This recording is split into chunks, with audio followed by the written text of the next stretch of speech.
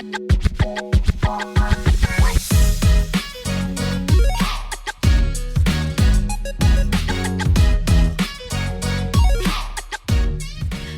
friends, and welcome back to How to Homeschool in High School. The goal of this podcast is to educate on what homeschooling truly is and to help encourage and equip you to take ownership of your own education. If you are new here, hello and welcome. I'm so glad that you have joined us. Today we are covering steps 5 and 6 of How to Homeschool in High Schools. I recommend going back to episode 7 where we cover step 1 and working your way up. So today's episodes you get the step-by-step guide to beginning your homeschooling journey. So make sure to do that. If you've been around since episode 7 or since the beginning, welcome and congratulations. You have made it to the end of these steps. We are finally finishing our homeschooling journey today. Well, I guess we're beginning it in some ways. We're ending the steps. So as a review, let's just go over the first 4 steps. Step 1, find your homeschooling why and make sure it is solid, right? Step 2 is plugging into your homeschooling group, your local homeschooling group. Step 3, researching homeschooling in your area, state, or country. And step 4, choosing your path, which we covered last week, which was super fun. And I want to thank you all for all the support that I've gotten. I had my science teacher actually share the podcast on his Facebook page, Dr. Weil, which was extremely nice of him. And because of that, there has been so many new people that listened to the last episodes. If you're new, hello, and thank you for listening to the podcast. It really encourages me because podcasting is lonely sometimes, and just to see people, time I spend podcasting is helping people and encouraging people. That is my main goal, encourage and equip, right? So thank you for all that, and I hope that it continues to be exactly what you need.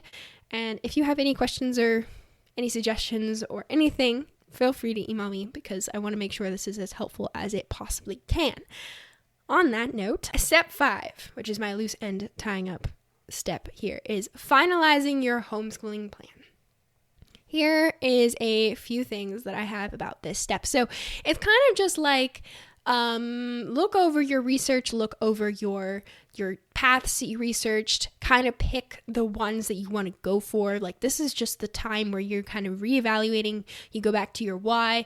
So, and also if you're doing this research, if you're a teen that you're doing this research without your parents, so you're kind of just curious about homeschooling and you kind of want to do it, this would be this would be the time to go to your parents, present your research, present your why, and show them your plan, because you're going to need your parents on board from this point on, like 100%. So make sure to do that as well.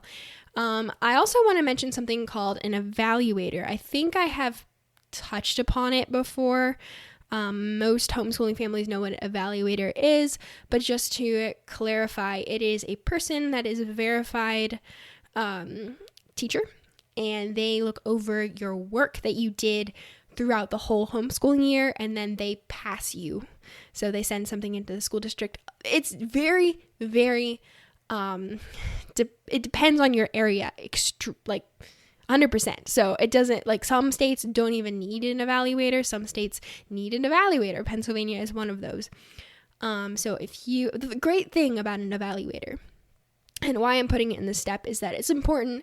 Now would be the time to reach out to your homeschooling group and say, hey, if you need an evaluator and you found that out in step 3, then I would reach out to your homeschooling group and say, hey, we are looking for an evaluator. Does anyone have any suggestions? They will be able to help you. We have a great evaluator.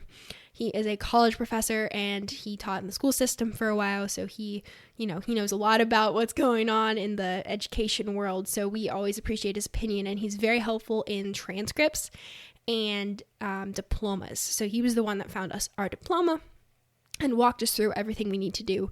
So yes, I'm actually going to mention that now as well. Consider looking up diplomas in your area, whether that's through a evaluator who tells you, hey, this is the most common diploma. You can ask your homeschooling group.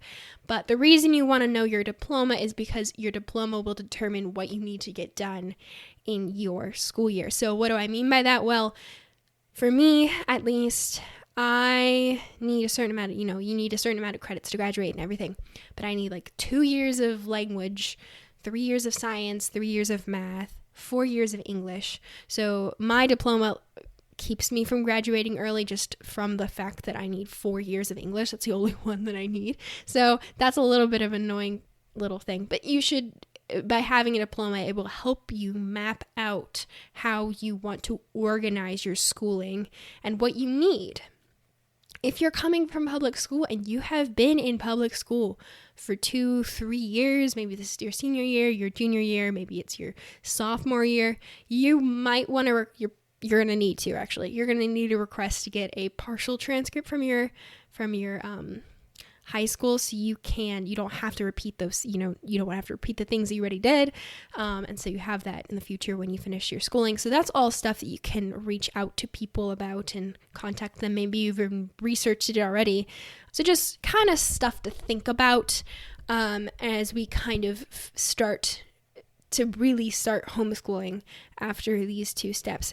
All right. And then I also wanted to mention something that I did not get to mention last week because I did not find this last week, and I have never heard of this before until like yesterday. But it's something called an umbrella school. So it's where a group of, well, it depends on what umbrella school you're looking at, but this would be under, I would say, the fellowship path, so the co-op path. This is a group of homeschoolers that get together and they kind of are like an umbrella over you. And they hold your transcript for you, they make your transcript for you, and they send it out for you. And you can find a ton more about that on HSLDA. I found all my information from them. Yeah, that's a great way if you're kind of scared about the transcripts and the diplomas and everything. I know it can be a little overwhelming for parents, especially because they don't want to mess up, you don't want to mess up the records, or, a lot of different scholarships need a different information. So if you're scared about that, you're concerned about that, umbrella schools and co-ops would be a great way for you to kind of alleviate some of the pressure off you. I don't think you really need to be worried too much about messing up your kids' future college, abilities to get in. I think the most important thing from all of my research that I did was just keep a lot of stuff for high school. So if you do like report cards, print those out. Keep those somewhere for each class. I know for me, if you're doing dual enrollment, you want to keep your college transcript as well and keep all your grades that you get. Through the Potter School, they give you a year-long report at the end of the year. We just print that out and stick that in a binder, and then we give that to our evaluator at the end of the year. Some people don't even need to present work to an evaluator. You just need to keep it for 4 years for legal reasons. My suggestion for you, if you're worried, just keep everything. You don't have to keep everything forever, but keep everything until you graduate. And then if you need anything for any reason whatsoever, you have it. Just try to keep it organized a little, so you're not digging through mountains of paper and like crazy, frantic, just don't do that. We're not even that worried about it ourselves. I mean, it's just something that naturally happens as we just keep stuff, because also we like to look back and see how we grew and how we completed in that course. And so just keep your stuff. Do your research in your area. This is kind of like the rundown, this kind of wrap up step here, finalizing your homeschooling plan. So umbrella schools, that's the one thing I want to mention also. And then here's an important point here, a kind of like a disclaimer note for step 5. Your plan will change. It might change, it's going to change. Not everything you're going to start doing is going to work out for you. The first year is always the hardest because you're really just getting your feet wet. You might start a co-op and then you might not like it. You might do TPS, or you might do an online school somehow and you just can't learn, or it just doesn't work out, and that's okay. We've had to stop curriculum halfway through the year and start again, and we're okay. We had to backtrack and switch over, especially through high school, and especially because every person is different. So like what I do in high school, even though it worked great for me, it might not work great for my sister. So my mom might have to reevaluate stuff. Homeschooling is a journey, And it is reevaluation every year. Things are going to change. Things are going to be different. But don't get discouraged when that happens. You're just one step closer to finding the thing that's right for you. So it's not the goal. Perfection is not the goal here. So if the goal of homeschooling is not perfection, what is the goal of homeschooling? And I began thinking about it in history. Whenever you study history, you find this pattern that repeats itself many times. The advancements in the people, so in their art, in their architecture, in their literature, in their science and math and philosophy, it always happens when that country or that people are at peace. They're not at war, and they have time to sit and think about things. They have time to advance themselves and become more intelligent and progress and grow and learn. Learning happens in an environment of peace. When you go to war, you don't have time to think about anything else but food, water, shelter. You're just surviving. You don't have time to think about why the weather patterns are where they are, or how to build a building more efficiently, or geometric shapes relating to, the physical world, physics, whatever. They don't have time for that. That's not necessary. There is no learning unless there is peace. The goal of homeschooling is not to be perfect. It is to be peace. We're not trying to create the perfect homeschooling environment. We're trying to create the peaceful homeschooling environment, because we know that only in an environment of peace can there be learning, can there be advancement, can there be growth. I talk to some girls who go to public school. Some of them are my friends, and their lives are so different from mine. And it seems every time I hear stories about it, I just think they're going to war. Like every day, it's just survival. It's getting through the work, getting the grade, dealing with the drama, like just surviving your day is your main goal in this high school world. And I was thinking, like, there's no growth. There's no personal and well-being. Like, it's just war. It's survival. And therefore, true learning and true advancement and true intelligence cannot be fostered in an environment of such chaos and drama and just war. That's the only way I can describe it. I used to guilt myself a lot because I would think about them going off to school every day, going into that battle, and then I would compare it to me, who every day I get to wake up in this environment of peace I call my home. I don't have to leave. I don't have to deal with any of these things. And because of that, my sole focus is learning and growing and just falling in love with curiosity and the brilliance of and design of creation. That's my only goal every day, right? And because of that, I'm able to get a richer and fuller education and grow more every day. And then I think about these kids that are stuck in public school, and it just breaks my heart because they might be missing out on this wonderful opportunity that in America we have been freely given, which is to learn. And I just think that as homeschoolers, we need to remember that our goal is not perfection. It is a peaceful environment in which we foster growth. That is our goal, and we see that. We see the fruit of that. I see it in my friends. I see it in my family members who are homeschooled. They produce different kind of people, I believe, because they produce these people in a peaceful environment. And they grow up in peace, and therefore they grow up in a golden age. Advancement and intelligence and growth is there. It's visible. So I just wanted to remind us all of that before we get started with step 6, which is get started. That's it.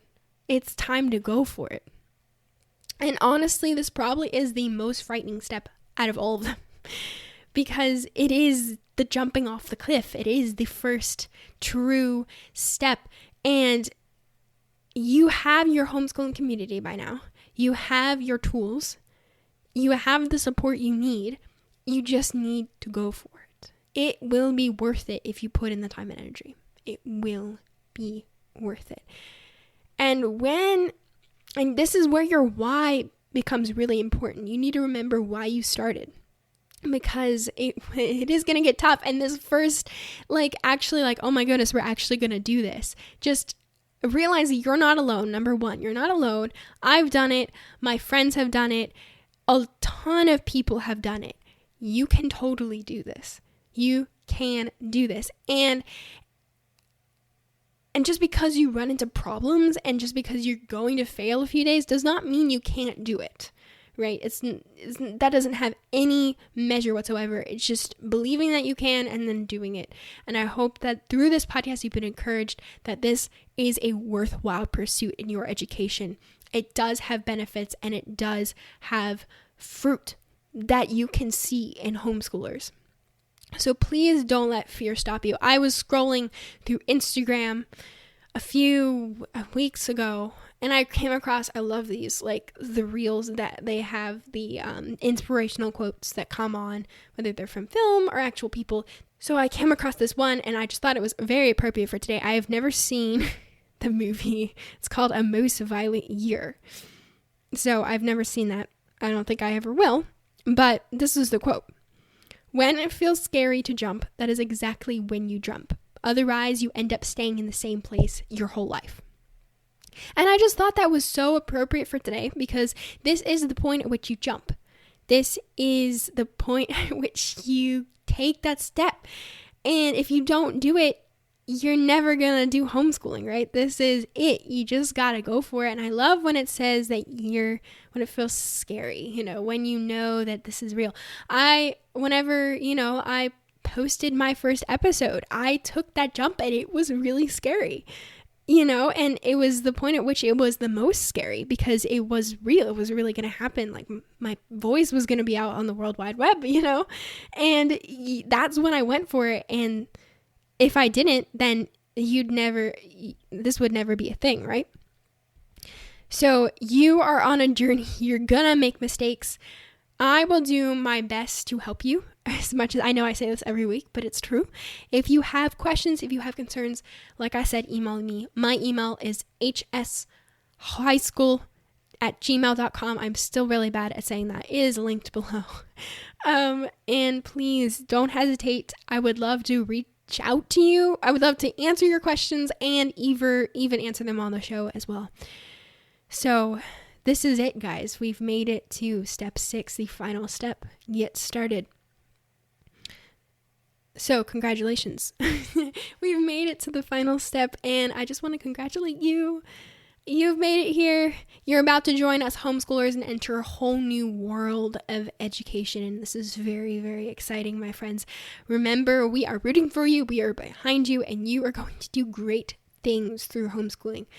Just keep going. Remember, your goal is not perfection. It is an environment of peace to foster learning and growth.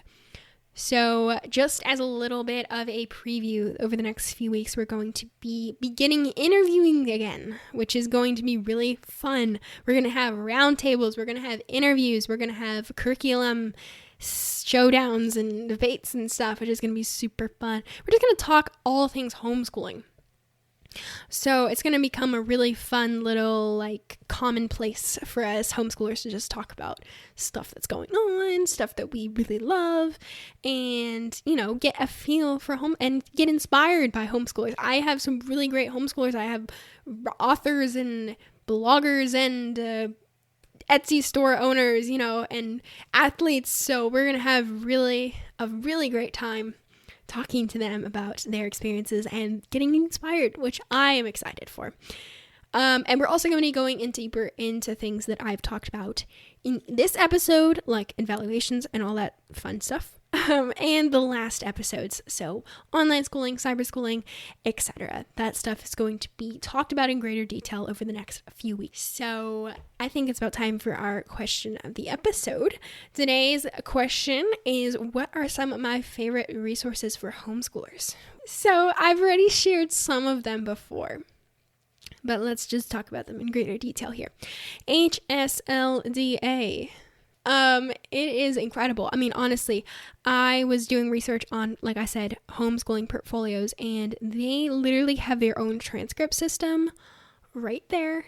I suggest actually becoming members. I think it's like, I don't remember how much it costs, but it's worth it because they do defend you legally if you ever get audited by the state and everything. So it's a great thing to get onto. I know my mom's actually a member. We get magazines and stuff. And then you also get access to a lot more articles and a lot more research. So I highly recommend actually becoming members of HSLDA.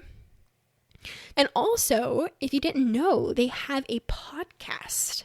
And I love listening to this podcast. It is so great because they have a lot of fun and inspiring homeschoolers on there.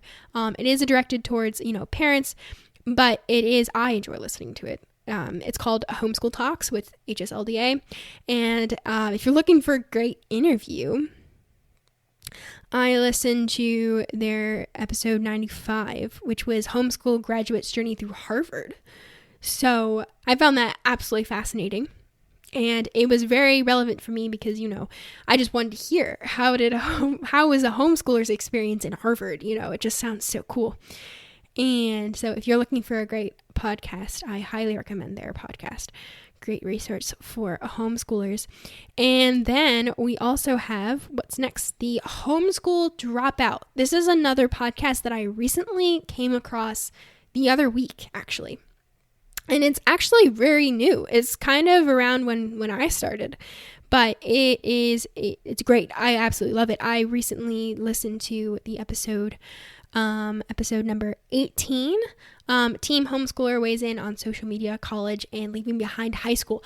I highly recommend you listen to that actually because it is incredibly inspiring. The girl who is interviewed, Jaden Sky, is actually she runs the World Homeschoolers Instagram page that I mentioned a few weeks ago. And that's the next one that I was going to mention. But it's a homeschooling group for teens. I think it's 13 to 18. And they literally just, they have a Discord that you can chat with people about, but they also do you can send her pictures and a little bio about yourself and she'll post that, and then you can get in contact with homeschoolers from all across the globe.